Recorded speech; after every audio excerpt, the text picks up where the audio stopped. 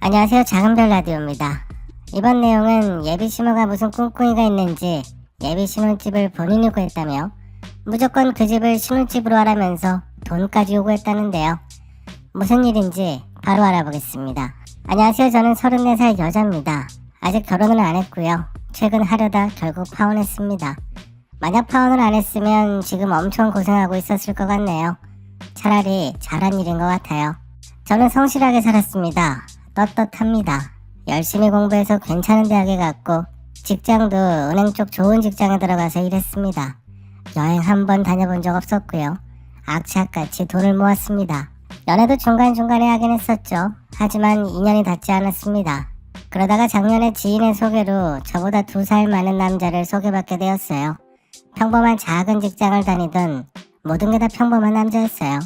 저희 나이에 새로운 이성을 소개받아 만나게 되면 주로 결혼 이야기를 많이 합니다. 뭐 사실 그러려고 만나죠. 근데 너무 결혼 위주로 만남이 진행되면 그 끝이 늘 안 좋았어요. 그래서 헤어지고 나면 후회가 됐어요. 근데 그 남자와는 3달을 넘게 만나며 단 한 번도 결혼에 대한 압박을 받은 적이 없습니다. 그게 참 좋았고 저도 조금씩 마음을 열었어요. 그렇게 1년쯤 시간이 지나니 아주 자연스럽게 결혼이라는 다음 단계가 저도 생각이 나더라고요. 제가 먼저 그 남자에게 결혼 이야기를 꺼냈습니다. 그러면서 서로 가족들 이야기도 하게 되었고요. 살아온 이야기들을 하며 더 많이 알게 되었어요. 저는 위로 4살 차이 나는 오빠가 있고요. 결혼을 해서 지금은 잘 살고 있어요. 그냥 평범하게 지냅니다. 예비 신랑 쪽은 2살 어린 여동생이 하나 있습니다. 저랑 동갑인데 아직 결혼은 안 했다고 했어요. 저희 쪽도 그리고 예비 신랑 쪽도 경제적으로 넉넉하지 않았고요. 넉넉하다고 해도 저희 나이가 있으니 결혼에 관한 문제들은 우리 스스로 해결하는 게 맞다고 너무나 당연하게 생각하고 있었습니다. 그 뒤로 저와 예비 신랑은 신혼집부터 알아봤어요. 요즘 집 구하기가 너무 힘들고 저희 둘 다 이미 오래 다니던 직장이 있었기에 출퇴근을 잘하려면 신혼집 위치가 너무나 중요했습니다. 정말 열심히 집을 알아보고 다녔습니다. 퇴근하면 예비 신랑이랑 살 집을 찾아보고 그 동네도 가보고 그렇게 서두르지 않고 차근차근 저희 보금자리를 찾고 있었어요. 근데 문제가 생겼습니다. 어느 날 갑자기 모르는 번호로 전화가 오더라고요.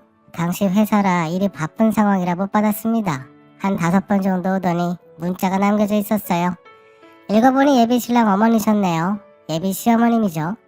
저와 어머님은 딱 한 번 점심 식사를 같이 했었거든요. 식사만 간단하게 하고 별 대화 없이 끝났었습니다. 아직 정식으로 상견례 자리를 갖지도 않은 상황이었고 신혼집부터 알아보는 게 불편하셨나 생각이 들었어요. 저희 부모님은 결혼만 한다고 하면 알아서 편하게 하라고 너희 둘만 좋으면 된다는 입장이셨는데 예비시댁 쪽은 그 정도까지는 아니었나 봅니다. 문자 내용이 왜 니들끼리 신혼집부터 알아보고 다니냐 라고 왔었습니다. 뭐 장황하게 인사말도 있고 그런 게 아니라 정말 딱 본론만 짧게 적어서 보내셨어요.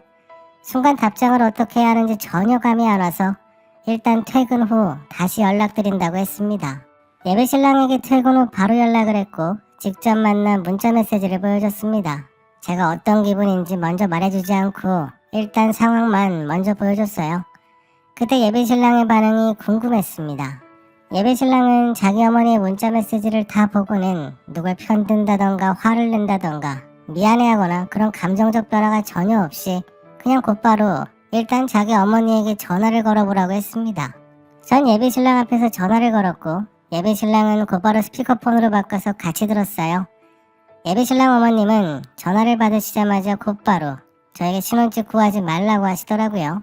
저희가 살 집은 이미 다 구해놨으니 거기서 살면 된다며 그 집이 궁금하면 나중에 한번 만나자고 하시며 아주 짧게 할 말만 하시고는 전화통화를 끊었습니다. 그래서 저희는 곧바로 어머님을 뵈러 갔습니다. 예비시댁으로 곧바로 갔어요. 정말 바로 갔습니다. 저희도 신혼집 때문에 요즘 너무 정신이 없어서 그냥 예비 시어머님하고 통화가 끝나자마자 갔습니다. 어머님은 주소가 적힌 종이랑 열쇠 하나를 주시더군요. 저희 보고 직접 가서 보라고 아마 둘이서 살기에는 충분한 공간이니 분명 만족할 거라고 했습니다. 전 사실 그 집 주소를 보자마자 마음에 안 들었습니다. 예비시댁 위치와 너무 가까웠거든요.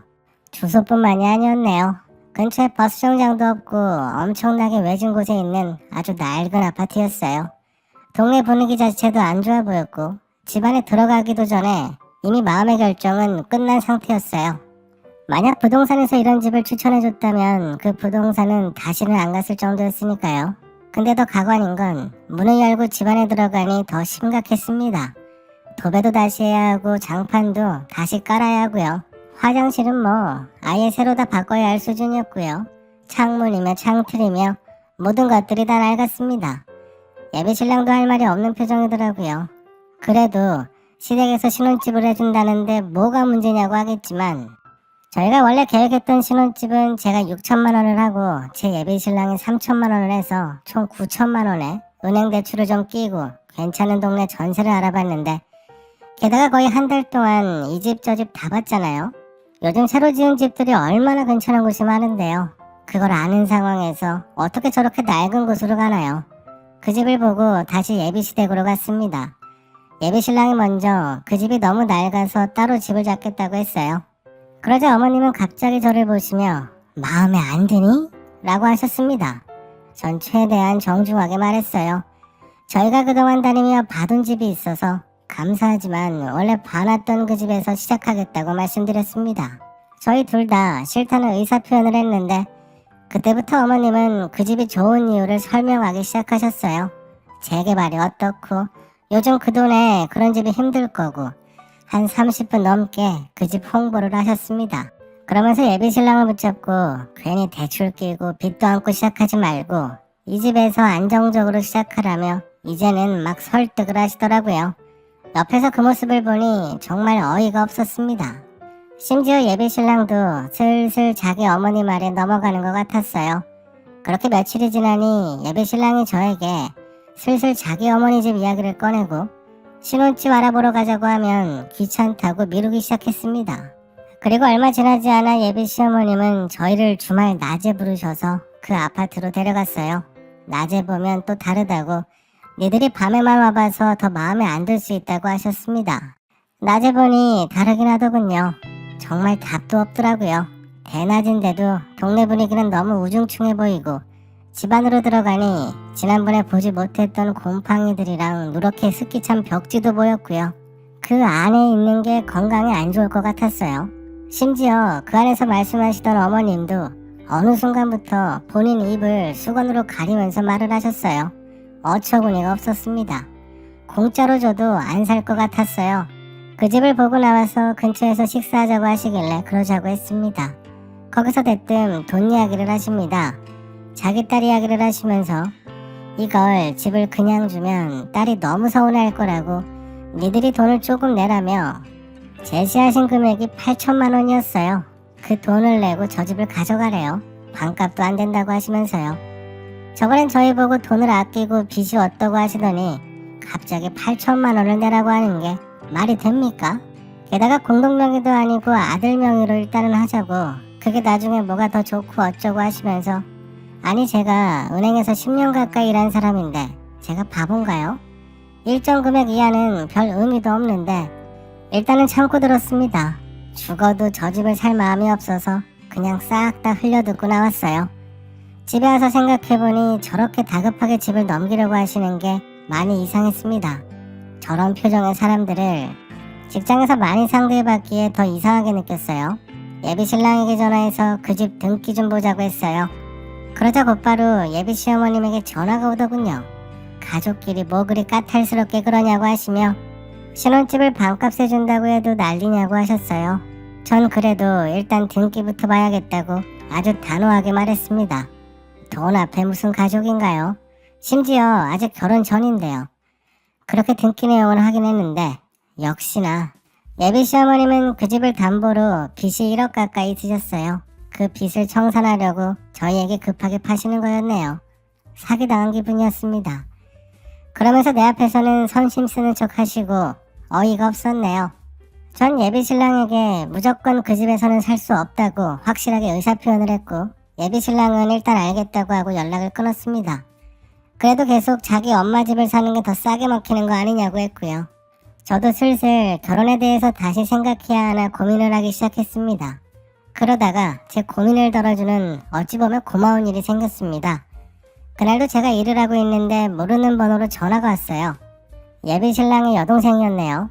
저보고 대뜸 부럽다고 하더니 요즘 신혼집을 누가 남자 혼자 하냐면서 자기 오빠가 참 대단하다고 하더군요.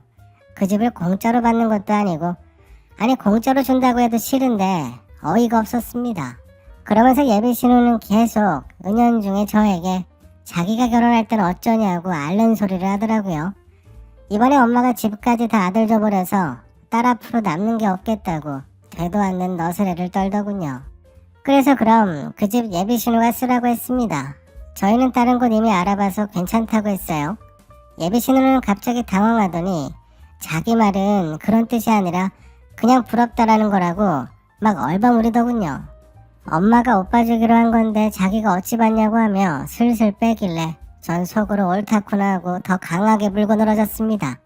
잘 되었다고, 예비 신우가 거기서 지내면 되겠다고, 그럼 그렇게 알겠다고 했어요. 그리고는 바쁘다고 잠시 뒤에 다시 연락하겠다고 하고 끊어버렸습니다. 물론 그리고 나서 절대 안 했고요. 예비 신우에게 전화가 10통은 넘게 온 것 같네요. 나중엔 예비 시어머니에게 전화가 빗발치더군요. 자기 딸에게도 못 줄 집을 예비 며느리에게 팔려고 하는 모습에 정말 치가 떨렸습니다. 그때 이미 어느 정도 마음 정리가 끝난 것 같긴 해요. 정 떨어진다는 표현이 그때 제 심정이었습니다. 그날 저녁 결국 예비 신랑이 저희 회사 앞으로 왔더군요. 예비 신우와 통화한 것 때문에 왔다면서 동생 말은 다 농담이었다고, 예비 신우가 그냥 부러워서 쓸데없이 농담한 건데 뭐 그리 진지하게 봤냐고 하더라고요. 그래서 제가 아니 그럼 왜 자꾸 나한테 자기 결혼 비용은 누가 내주냐는 둥 이런 이야기를 하냐고. 그 말이 결국 이번에 집을 받았으니 나중에 자기 결혼할 때 돈 보태라는 소리 아니냐고 쏴질렀어요. 그러자 예비 신랑이 웃으며 그러더군요.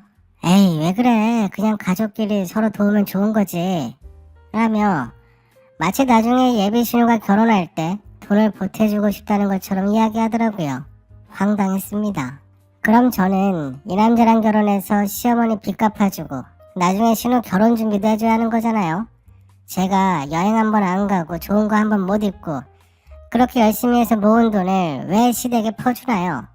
그래서 그날도 미룰 것도 없이 파혼하자고 했어요. 지금 멈추나 나중에 살다가 멈추나 어차피 멈출 거 1초라도 빨리 끝내고 싶었습니다. 그 소리에 예비 신랑은 엄청 당황하더라고요. 그리곤 다 끊었습니다. 그대로 예비 신랑은 하루에 몇 번씩 전화를 하고 이제 와서 새 집을 알아보자 어쩌자 합니다. 그리고 한 일주일쯤 지나자 예비 시어머니에게 전화가 왔어요. 당연히 안 받았습니다. 왜 받나요? 근데 제가 스팸 등록을 안 해놨었어요. 그래서 그 문자를 보고 말았습니다. 너무 열이 받았네요. 저보고 그 돈이 부담되면 6천만 원까지는 자기가 깎아줄 수 있다고 다시 생각해보라네요. 어처구니가 없었습니다. 내가 지금 뭐 하는 건가 했어요. 그래서 바로 그 번호를 스팸 등록해버렸어요. 스팸 번호를 등록할 때 메모까지 해놓을 수 있는데요. 거기에 부동산 권유라고 적어놨습니다. 그러고도 예비 신랑이 계속 연락하면서 들러붙길래 그래서 제가 계속 연락하면 경찰에 신고한다고 했고요. 그 집 팔고 싶으면 다른 신부 얻으라고 했습니다. 결국 그 집 가족 모두를 싹 다 스팸 등록했습니다. 제가 준비한 내용은 여기까지입니다. 빚 갚는 방법도 참 여러 가지네요. 결혼을 장사로 생각하고 지내다가 나중에 결혼 못한 자식 끼고 평생 살아야 할 겁니다. 아주 잘하셨습니다. 절대 받아주지 마세요. 지금까지 작은별 라디오였습니다. 시청해주셔서 감사합니다.